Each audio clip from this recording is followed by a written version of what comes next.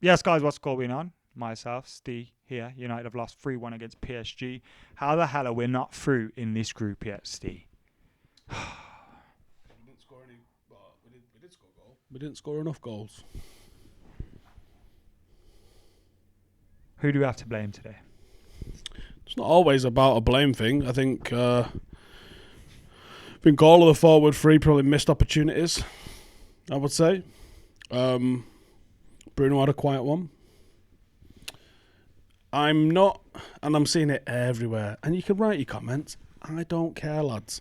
The amount of people blaming this on Ollie, I think a lot of people want to blame it on Ollie, which I find odd. A lot of people aren't blaming it as much on Fred himself, which is a little weird. I think it's because not a lot of the people second tackle recognise wasn't it. really a yellow, but I understand what But you're it saying.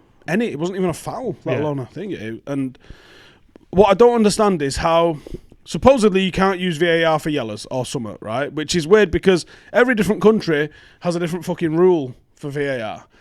So some places you can check anything on VAR because that's what it's there for. It's a video assistant referee. Let me just check that. I want to make sure I get the decision right.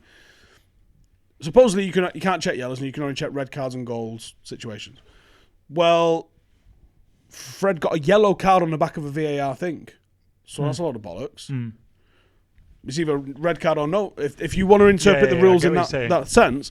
So then when you've got, coincidentally, a second yellow leading to a fucking red card, is that not a red card offence? Yeah, that's true as well. So, and I mean, people will be like, well, no, because it's second yellow. But ultimately, the guy pulled a red fucking card out of his pocket for a decision that was wrong, which if he'd have looked at for 1 second and gone, yeah, I got that wrong. And the VAR is there for clear and obvious errors. Fred getting a booking for a tackle, which he didn't have to make if he had a better touch, but either way, is a clear and obvious error. So the application of VAR in this scenario is bullshit. But is given, I agree, Fred's to blame. Yeah. But I also agree with those, not that blame Ollie for the defeat, that say Ollie should have taken him off the pitch. Okay, how many people get booked in football? Okay, but this was different, Steve. He had headbutted someone or pushed his head against them. Should have been sent off. Probably right. Maguire and Ollie have agreed with that. He wasn't sent off. He's on a yellow, playing against PSG. Okay. Who had Ander Herrera to bring on, who likes to roll around. True story. So we knew all these things, yet we left him on the... He was clearly on that way. Everybody in here said he's going to get sent off. At half-time, I said I would have took him off. But put yourself into Ollie's shoes at the minute and say, right, Freddie's my engine. Let's look who we've got on the bench. But your midfield is your engine room. Yeah. So you can lose that completely then. No, that's obviously not what he was thinking, is it? And he's No, probably but had you a can word. if you leave him on. He's probably have a word with Fred. And He said he did, and he told Fred to be sensible. And he said, I think Fred was sensible because he won the ball, which is fair. I get it. So that's good management. He shouldn't have been on the pitch. But if he's looking at, what qualities have you got from people in midfield? You didn't have another engine. You didn't have another player that's got that work rate. And that's what... If Ollie was like, fucking hell, do you think Ollie was thinking, get him sent off, it'd be banter? He's going to be looking at it and going, he probably was thinking, actually, I know he was thinking this because have you seen his interview? He says, was you thinking about taking him off? And he goes, yeah. And then he changes the subject. He clearly doesn't want to get into it, probably thinking, I'm not going to fucking drill Fred out here. But he obviously heavily thought about it at half-time. In my opinion, and I could be fucking completely wrong on this is a wild guess. In my opinion, he looked at the team. He thought Fred is making a lot of this tick. I haven't got anyone with the energy that Fred has got, although he had Fosu Mensah. It's not the same, but it's a similar sort of ratter kind of role. He probably thought, I haven't got anyone that will do his specific job. I've got midfielders. I haven't got anyone that does his specific job. It's a gamble. Everything is a gamble. Rashford's shoulder. Reminded me of Raphael against Bayern Munich. Martial out of form. It's a gamble. Cavani playing 90 minutes in back-to-back. It's a gamble. Everything that you do is a gamble, and it's a calculated risk, every single thing. If you took off every fucking player that got a yellow card, what the fuck would that look like? Also, let's talk about Marshall, but without you trying to wind me up, let's have a serious chat. What's going on? He's fucking ordinary. At the moment, I think he's a match of the day player. That's wrong. Okay. But why do you think that? I think what he does on the ball at times can be fucking jaw-droppingly good. And I think because those highlights get shown, I think people overestimate what he can do. I think his off-the-ball work rate is shit. I think his off-the-ball movement, when he's not dribbling with the ball, is non-existent. I don't think he's got the right sort of predatory instincts that Cavani has got, for example. I think he probably is better as a left forward than a centre forward. But unfortunately, I put him below Marcus for the left wing spot because even if Marcus is having a bad day, you will get a defensive shift out of him. And sometimes if Martial's having a bad day, he looks like he wants to be anywhere else rather than on a football pitch. And I don't think Ollie's having him as a centre forward. I felt that for like a year and a half. And I can't put... It's just a gut feeling I've got. And, you know, people tell me I'm wrong. People do tell me I'm wrong with it. And maybe I'm wrong, maybe I'm not fucking wrong. I don't fucking know. But my feeling is he's not having him. And the evidence of that is he signed like fucking 4 forwards to replace him. But has he though? You're supposed to have more than one forward. You are. But he's also trying to fucking sign Haaland. He signed Agallo. He signed Cavani. You know, he's trying to sign forwards all the fucking time. That tells me he's not having him as a 9. But that tells me you need a squad. That doesn't tell me... Because if Martial has Cavani, Cole and Sheringham with him, when you're bad, you're not playing.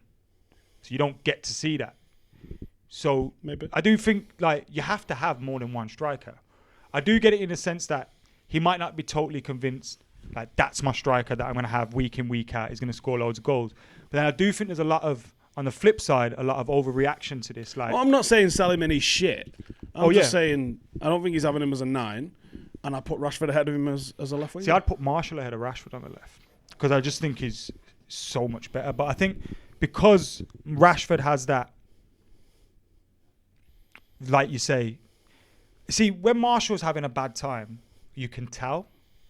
When Rashford's having a bad time, he overcompensates. Yeah, so I'm gonna do everything. That can work against you at times, like we saw with Tevez, and it's the old Tevez Berbatov comparison all over again. But like, you can visibly see, like now Martial may want to do something, and I think it's good when players don't lose themselves in the sense of trying to do everything because it's going bad for them. But you need to do more at times, and I think at the moment that's a trait that's always been in Marcus. I think at the moment he's got to look at likes of Cavani and that and just be like, bro, I need to get goals. Like, yes, I think his all-round play is pretty good, and most of the games this season his all-round playing has been fine. But it's the finishing that's left him, and usually his finishing is one of the best in the Premier League. His finishing and his dribbling is probably up there with his best attributes. Like his close control at full speed, it's physics defying. It doesn't make sense to me how he's so fucking good with it. But there's more to football than that one dribble that you do. You've got to do more. Even the likes of, I think Neymar's a cunt, mate, and I can't handle him.